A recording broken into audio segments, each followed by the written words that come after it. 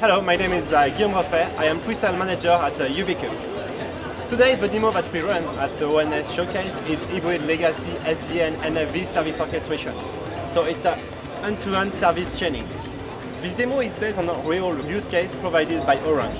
The project is called EasyCode. Before to move to the demo, I would like to give you a big picture of the project. So the idea is how Orange is able to easily and quickly deploy a new service on the project. Typically, how they can instantiate a new virtual firewall and configuring this virtual firewall. For that, let me show you the HC Mano diagram to give you all the pieces of this demo. We have an OpenStack server with a Juniper Contrail SDN controller. We have as a VNF a Juniper VSRX, and we have the Ubiquiti MS Activator as an orchestrator, VNF manager, and EMS. So the idea is really to instantiate, thanks to OpenStack, a new VNF on the network.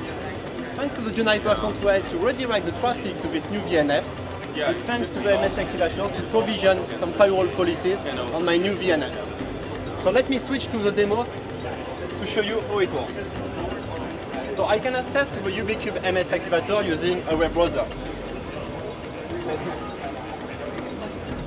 Let me connect as a customer. The platform is multi-tenant. I have several operators, several customers, and of course I have several users with different right of access on the platform. So as a customer, I can directly access to a dashboard dedicated for a customer. I can easily customize this dashboard. It's based on a set of widgets that I can easily remove, add, or move. I have, for example, one widget with a Google Map to put all the devices on the map. I have one widget for my service orchestration, and I have one widget for my device management. Let's focus on the device management. I have all the devices managed by this customer. So as you can see, I have one OpenStack server. Let me open this OpenStack server. So when I open my OpenStack server, I can access to the OBMF console. OBMF stands Object-Based Management Framework. So this is an innovating concept at Ubiquiti. So this is thanks to that we can manage any service on any device, on any platform. So to manage a service, we have to design an object. So all the objects that I have to manage my OpenStack are on the left of the screen. I have, for example, one object to manage my instance, one object to manage my images, one object to manage my networks, and so on and so forth. If I click on a specific object, for example, instance, the object will connect on the device, in this case on the OpenStack server, to import all the instances already deployed on this OpenStack server. So today I have only one Ubuntu. So let me close it. And let me open now the service orchestration. So more than the import method to be able to import all of the instances, I have a create method. So if I click on the plus button, I'm able to create a new instance on my OpenStack server. So how I can do that? Simply by filling all the fields. So for example, by selecting an image, it can be my GNOS, by selecting a flavor, it can be large, by selecting an availability zone, and so on and so forth. So I can easily create a new instance. Based on the same concept, I can use the same console for all my devices. We'll see that after the creation of a VNF, I can manage my firewall using the same console. So on the top of this console, we have our service orchestrator. Let me open the window. So the service orchestrator is based on a workflow. So you can design by yourself your own workflow to do what you want to do. On this workflow, you can define some parameters, and you can set these parameters on the UI. So first, I have to select my workflow. So I have one workflow to create my VNF and one workflow to delete this VNF. Let me select create VNF. I have a set of parameters. So by clicking on this icon, I'm able to display on the UI all the parameters that I need to run this workflow. So if I scroll down, for example, I have all the parameters that I need to instantiate my new VNF. For example, the availability zone, the flavor, the image that I will use, and so on and so forth. When I want to set all these parameters, I can use one more time my object console. So by selecting my OpenStack server, I'm able to list all the objects. And for example, by selecting images, I'm able to list all the images available on this server and simply drag and drop the image as a parameter. Then I just have to save all my parameters and I can run the script. I can run the workflow. So the workflow is now creating a new VNF, will redirect the traffic to this VNF and will provision some firewall policies on the new VNF. So usually what we run on the event is it takes at least 1 week to deploy a new service on the network. Let's run the workflow. I will show you something during the execution. Let me connect now on the same portal, but using a different web browser to use a different account. So I'm now connecting. I'm connecting as a super administrator, so I can see all the operators, all the customers. And I would like to show you what we call the repository. So this is the central place where we store all the objects. Because the advantage of objects is I design only one time my object and I can consume them for all my devices. So what is exactly an object? Let me show you the object to manage the firewall on my Juniper device. So as the platform is multi-vendor, I have several objects for all my different vendors. And I have one specific object to manage my firewall policy.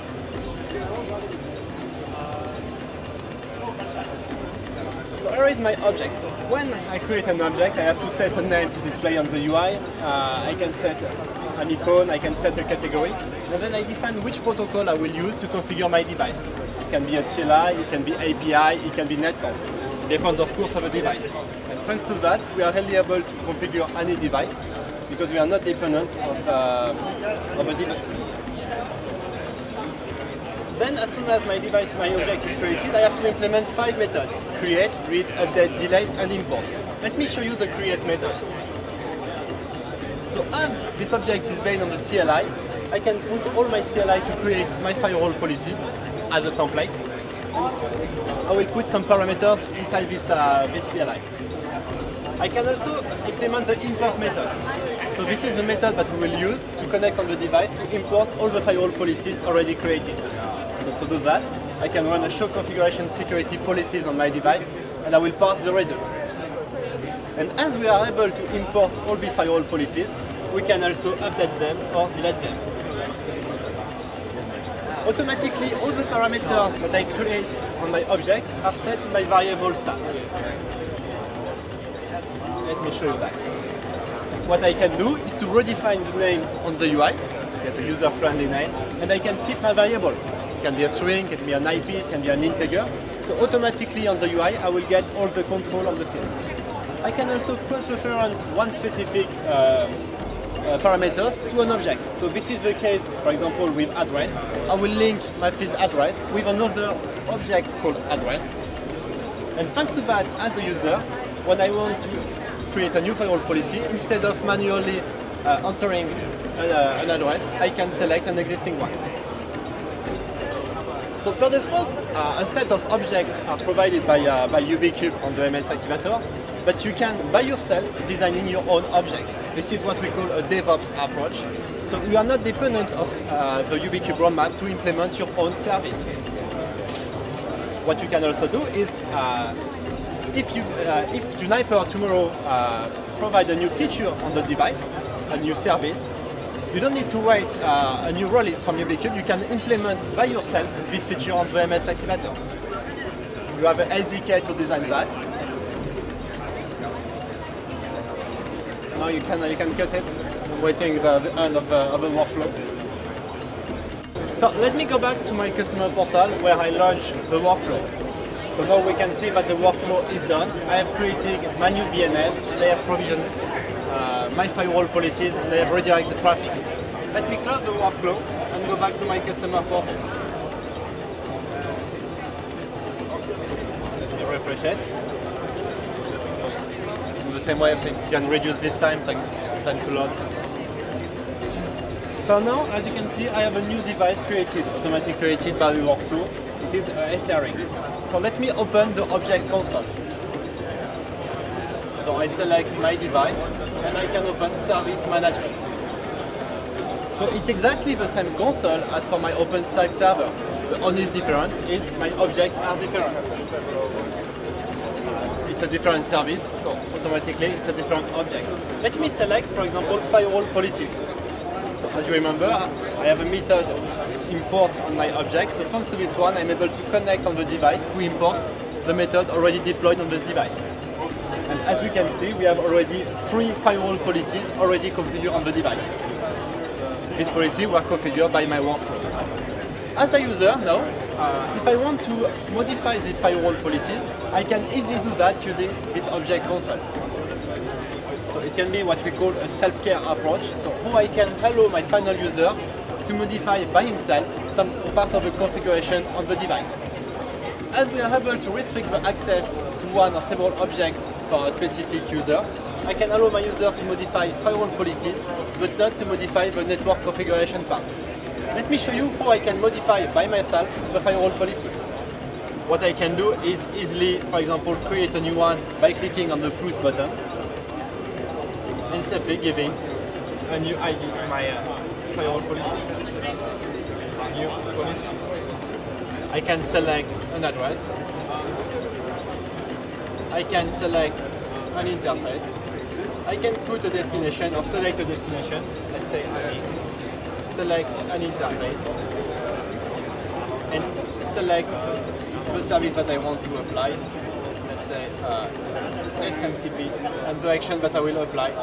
I want to allow my traffic. If I click on save, I've added a new policy on my firewall GNOS.